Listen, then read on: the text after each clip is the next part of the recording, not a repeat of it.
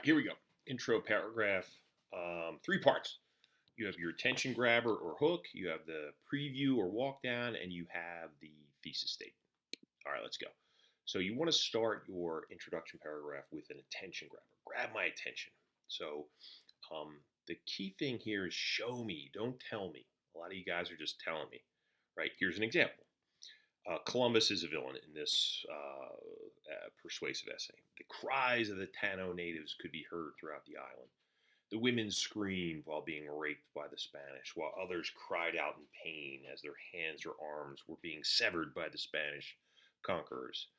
Others cried sadly, knowing their fate, slavery. All of this was the responsibility of one man, Christopher Columbus. Okay, so you have real visual, like you're there. Like, take me to the Black Death. Take me to where you're going. Right? Don't tell me. Take me there. Show me. So that's the important one. And notice you don't have to do it in a sentence. You can do it in a few, but you want to grab the reader's attention. All right, the preview or walk down. So after your attention grabber, you want to preview your paper so that each body paragraph or reason, your argument, your claim should have one brief sentence previewing what your reader will encounter. Here's my example. All right, so Columbus is now a hero. A preview sentence, again, there's going to be 3 of them, may read, in addition, Columbus sailed west across the Atlantic Ocean, risking his life for an opportunity that no other European was willing to take. All right, and so obviously that paragraph would be about his bravery, his risk that he took to try to capitalize on that. This section here, some mistakes, quickly rushing to the thesis statement. So there's no real preview. You kind of have a really good attention grabber and then bang, you're right at the thesis statement. So slow down. That's why I call it the walk down. Walk down to the attention grabber. Or you have too much information, quotes, citations. You have things that slow down the flow of the introduction. So I would caution about not doing that. We'll talk a little bit later about that.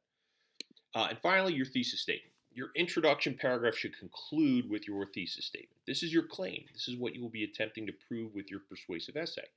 It should be debatable, arguable. Here's my example, the Black Death. Despite the millions of deaths caused by the horrible plague, the Black Death that struck Europe should be regarded as a positive historical event because of the advancements made to medicine, the increase in use of science and technology, and the elimination of the feudal economic system.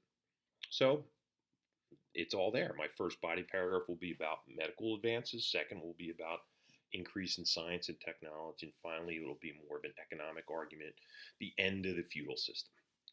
All right. So finally, a note on background information. You may want to include some factual background information in your introduction paragraph.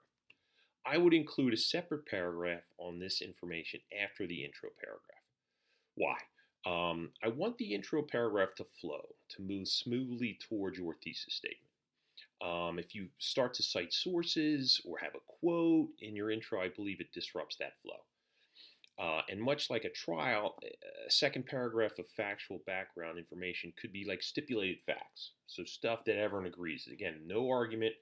It's just facts. Here's what happened during the Black Death. Here's what happened during Columbus's voyages, during Genghis Khan's reign in Mongolia. Try it both ways and see if one way flows better than the other, right? You may be more comfortable with factual background in the intro. So try it both ways. I won't take any points off if you do it either of those ways. All right, hope this helps.